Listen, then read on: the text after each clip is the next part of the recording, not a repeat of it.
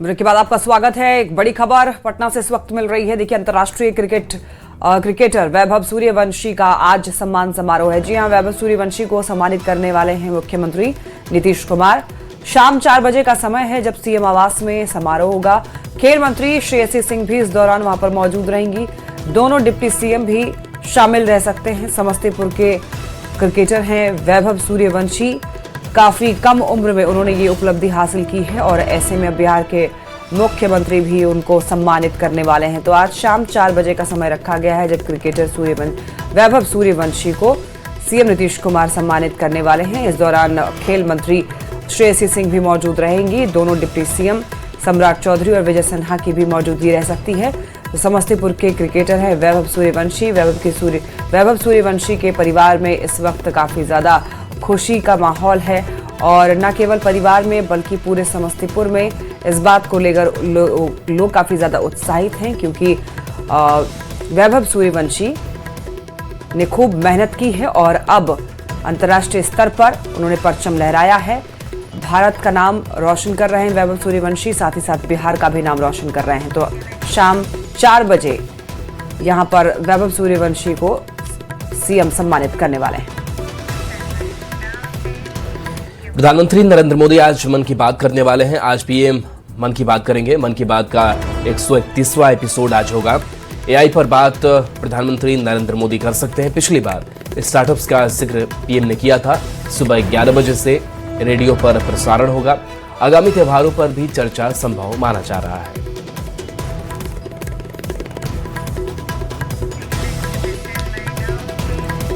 आरा के सदर अस्पताल के इमरजेंसी में तकरीबन आधे घंटे से ज्यादा समय तक बिजली गुल रही, जिससे मरीज और उनके परिजनों को भारी परेशानियों का सामना करना पड़ा। मरीज और उसके परिजन इधर उधर भटकते रहे। वहीं सड़क दुर्घटना में घायल मरीज तड़पते रहे, जिसका वीडियो सामने आया है, जो राज्य में स्वास्थ्य व्यवस्था पर गंभीर सवाल खड़े कर रहा है। जब इस मामले के बारे में सिविल सर्जन से बात की गई तो उनको मामले की कोई जानकारी नहीं थी और इस सवाल को वो टालते हुए नजर आए। वहीं देखिए, डीएम ने इस पूरे मामले की जांच की बात कही है।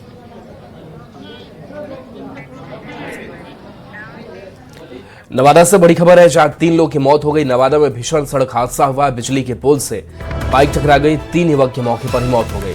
शादी में सभी युवक जा रहे थे। गया जी के रिवला के रहने वाले थे। अकबरपुर तीनों जा रहे थे। मौत हुई है सीतामढ़ी थाना के कटघड़ा मोड़ के पास ये हादसा हुआ है। तो शादी में जा रहे सभी युवक जिनकी मौत हो गई, 3 की संख्या इनकी थी। गया जी के रिवला के रहने वाले बताए जा रहे हैं। सीतामढ़ी थाना के कटघड़ा मोड़ के पास ये हादसा हुआ, जहां बिजली के पोल से इनकी बाइक टकरा गई और इस हादसे में इन तीनों की जान चली गई। 3 युवकों की मौके पर ही मौत हो गई। बताया जा रहा है कि अकबरपुर ये तीनों जा रहे थे। बिहार का मुजफ्फरपुर शाही लीची के लिए मशहूर है और इसी शहर में देखिए दरअसल इसी शहर की माटी से निकलकर ब्रिटेन की सांसद तक पहुंचने वाले वहां के एआई मंत्री कनिष्क नारायण शनिवार को अपने मूल प्रदेश बिहार पहुंचे और बिहार की तरक्की को देखकर गदगद भी हुए। कनिष्क नारायण करीब 23 साल बाद बिहार आए हैं। अपनी मिट्टी पर आकर के उन्होंने खुशी जताई। कहा, एआई की दुनिया में बिहार के युवा काफी कुछ कर सकते हैं।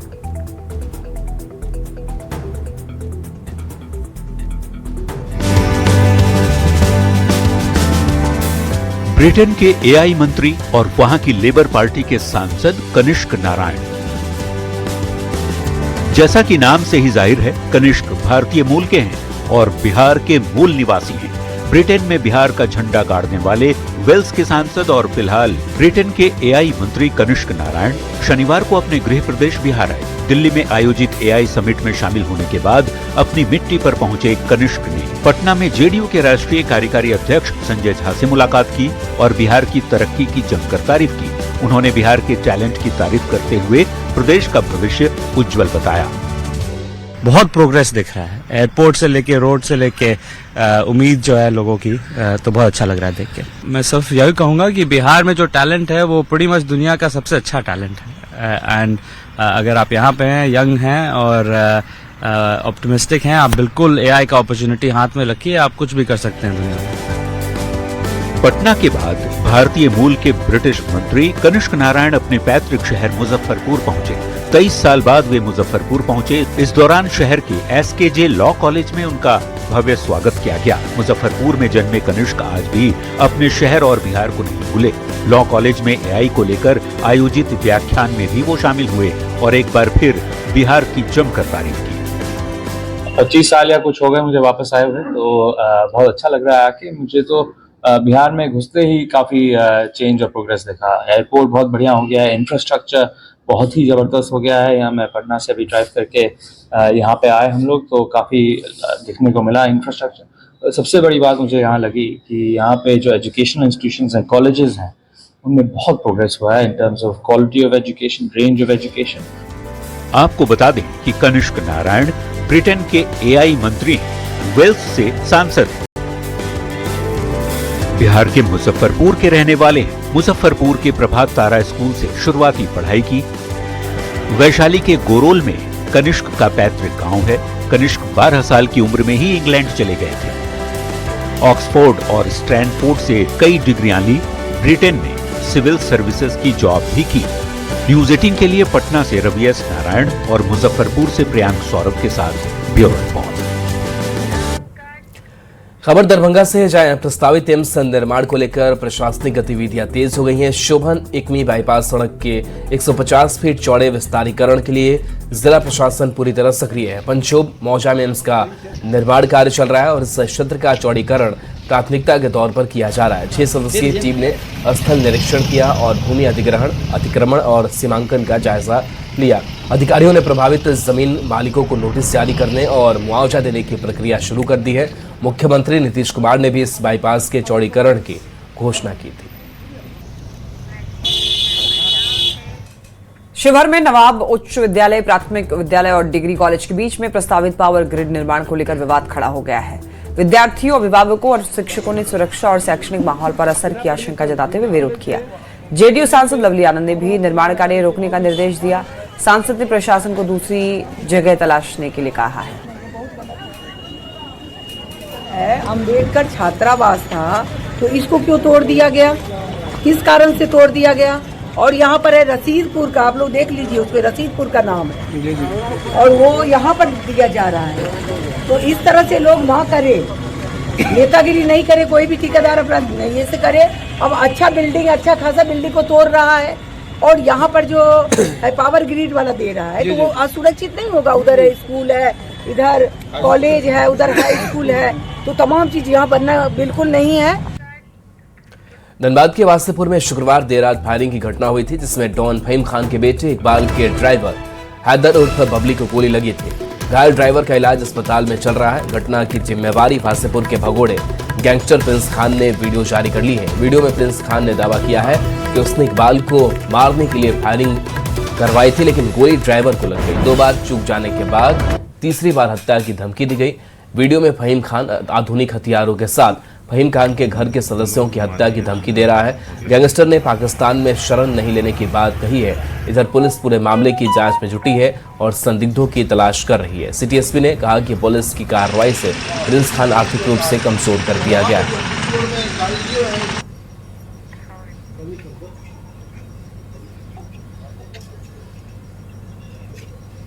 भगोड़े अपराध कर्मी है, वो अगर ये सोच रहे हैं कि वो दुश्मन मुल्क में जाके अगर क्या होता है वो आशियाना अगर अपना बना लेंगे और वो एकदम वहां से जो मन में आए वो कर लेंगे, तो इस धारणा को अपने मन से निकाल लें। और ये सब जो वाहियात किस्म की वीडियो दे रहे हैं कि हम दुश्मन मुल्क में नहीं बैठे, हम यहाँ नहीं बैठे हैं, वो सब बिल्कुल ही क्या होता है वो है गलत है। मैं उन्हें यही चेतावनी दे रहा हूँ कि अपनी हरकतों से बाज आ जाए, वरना अंजाम तो खैर भुगतना पड़ेगा ही पड़ेगा। और कल की जो घटना हुई है उसमें धनबाद पुलिस की तफ्तीश जारी है और बहुत जल्द गुनहगारों को उनके क्या होता है सजा दिलाई जाएगी। पहली बार इकोनॉमिक इनका जो वो है फाइनेंसिंग एंगल है, उसका जो बैकबोन जिसको रीढ़ हम लोग बोलते हैं, रीढ़ को तोड़ने के लिए जिस हिसाब से हम लोगों ने कार्रवाई की वो आप लोग सभी के सामने क्या स्पष्ट है ना। खैर बस यही है कि क्या होता है, अगर जो जिसने भी कल घटना को अंजाम दिया है उन्हें झारखंड पुलिस पकड़ेगी और उनको अपने सजा देगी। वासेपुर के फहीम खान के बेटे के ड्राइवर पर फायरिंग की घटना हुई थी। उस घटना में फहीम खान के बेटे का ड्राइवर घायल है और फिलहाल अस्पताल में इलाजरत है। वहीं इस घटना के बाद वासेपुर के फरार गैंगस्टर प्रिंस खान ने इसकी जिम्मेदारी ली है और एक वीडियो भी जारी किया है और उस वीडियो में कई तरह के हथियारों को भी वह दिखा रहा है।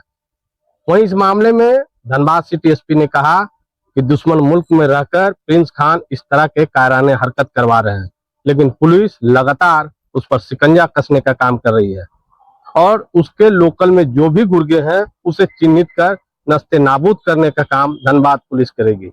फिलहाल धनबाद पुलिस इस घटना के बाद अनुसंधान कर रही है और इस घटना में जो भी प्रिंस खान के गुर्गे शामिल थे या अन्य लोग शामिल थे उनकी गिरफ्तारी का प्रयास किया जा रहा है। संजय गुप्ता, न्यूज 18 धनबाद। चाईबासा के सरंडा जंगल में एंटी नक्सल सर्च ऑपरेशन के दौरान नक्सलियों के आईडी विस्फोट के चपेट में आकर 2 जवान घायल हो गए। घायल जवान दिनेश रावत और बलजिंदर सिंह दोनों सीआरपीएफ के हवलदार हैं, जिसमें दिनेश रावत की हालत गंभीर है। दोनों जवानों को शाम के समय एयरलिफ्ट कर इलाज के लिए रांची भेजा गया। एसपी के मुताबिक छोटा नागरा थाना क्षेत्र के बालिबा क्षेत्र में सर्च ऑपरेशन के दौरान एक आईडी बरामद हुआ था, जिसके बाद दोपहर करीब 3 से 4 बजे के बीच नक्सलियों के प्लांट किए हुए आईडी में विस्फोट होने से दोनों जवान इसकी चपेट में आकर घायल हो गए। दोनों जवानों को बेहतर इलाज के लिए एयरलिफ्ट कर रांची लाया गया है, जहां दोनों जवान का राज अस्पताल में इलाज चल रहा है।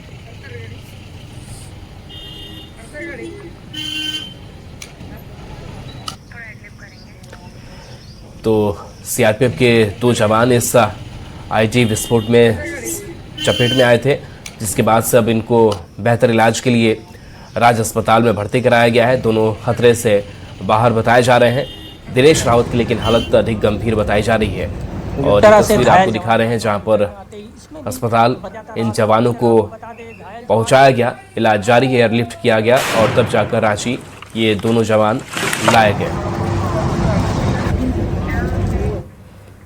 खबर अरवल से है, जहां पर राष्ट्रीय राज्य मार्ग संख्या 33 कई दिनों से जाम की समस्याओं से जूझ रहा है। पूरे शहर की जिंदगी जाम में फंसी हुई है। कई राज्यों से आने वाली बस जो राजधानी जाती है वो भी लगभग 7 घंटे जाम में पड़ी रही। जाम में एम्बुलेंस भी फंसा हुआ दिखाई दिया। ट्रैफिक जाम के बीच सिर्फ सायरन की आवाज सुनाई दे रही थी। जाम इतना था कि लोग एम्बुलेंस को भी रास्ता नहीं दे पा रहे थे। हैदराबाद से आप लोग को लाइव तस्वीर दिखाएंगे जाम के।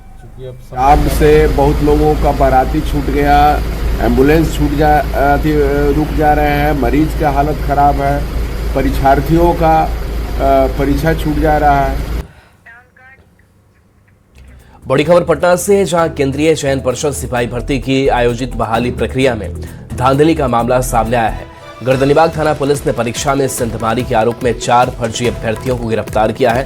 अब तक इस मामले में 36 से ज्यादा लोगों की गिरफ्तारी हो चुकी है। पुलिस के अनुसार 50,000 रुपए लेकर लिखित परीक्षा पास कराई जा रही थी।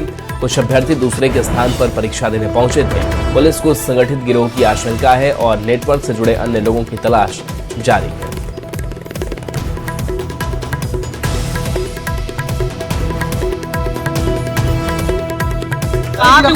लगभग अभी कहां से हुई गिरफ्तारी की गई है? लगभग अभी तक कितने दर्जन गिरफ्तारी की गई? और नीचे तो उसकी गिरफ्तारी हुई है जहां पर बहाली चल रहा है, सिपाही बहाली, वहीं से गिरफ्तारी हुई है। लगभग अभी तक कितने दर्जन गिरफ्तार किए गए? वो देखना पड़ेगा।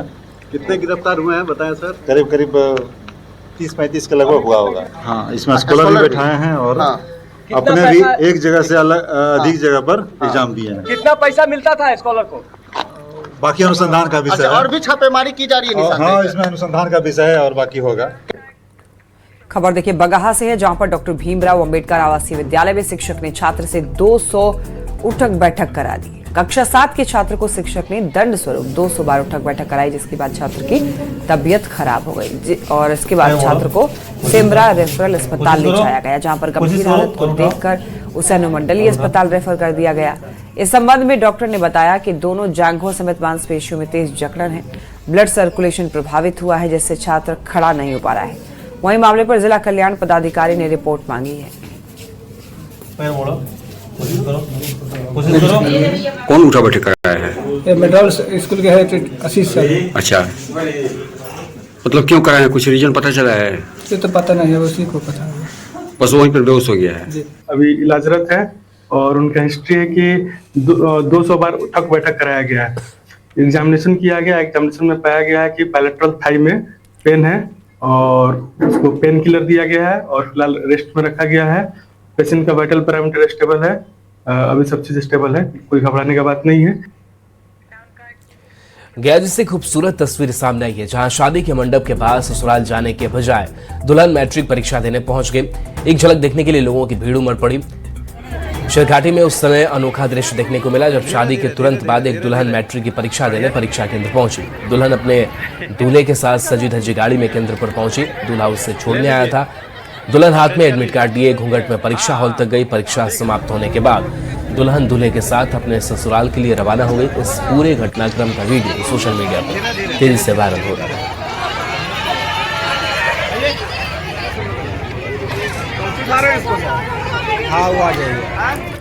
भागलपुर के कहलगांव में 16वें सामूहिक विवाह महोत्सव का आयोजन किया गया। वैद्यनाथ मोहनलाल में रूंगटा स्मृति भवन में 8 जोड़ों ने एक साथ 7 फेरे लिए और 7 जन्मों तक साथ निभाने का संकल्प लिया। कार्यक्रम में देखिए स्थानीय विधायक इंजीनियर शोभानंद मुकेश ने शामिल होकर नवविवाहित जोड़ों का आशीर्वाद दिया। व्यवस्थापक संदीप लाल रूंगटा ने बताया कि बीते 16 सालों से यह आयोजन सामाजिक समरसता और सेवा भावना के साथ किया जा रहा है। अभी 8 कन्याओं का शादी हो रहा है। मनिहारी, एकचारी, महगामा, सब सनौकर सबकी विवाह हो रहा है। नौगछिया की सब इस बार क्या क्या चीज आप दे रहे हैं कन्याओं को? देने वाला ईश्वर है, सबके सहयोग से होता है। एक अंकुर एक पौधा के बराबर बन जाता है। भागलपुर ट्रिपल आईटी में एनुअल टेक्नो कल्चरल फेस्टिवल का आयोजन किया गया, जिसमें छात्रों ने बढ़ चढ़कर हिस्सा लिया। कल्चरल फेस्टिवल में छात्रों ने कई नई टेक्नोलॉजी की प्रदर्शनी लगाई, जो आकर्षण का केंद्र बना। इस दौरान ट्रिपल आईटी के डायरेक्टर ने बताया कि नई तकनीक नई पीढ़ी को नई दिशा देगी। उन्होंने कहा कि भागलपुर में किए गए शोध और आने वाली पीढ़ी के लिए काफी फायदेमंद होगा। जानकर खुशी है, बताने में खुशी है कि हमारे यहाँ बिहार के करीब 40% बच्चे बिहार के यहाँ पढ़ते हैं। तो बिहार का एक अच्छा यहाँ रिप्रेजेंटेशन है और बिहार सरकार से समय समय पे हम जरूर मदद मांगते हैं और जब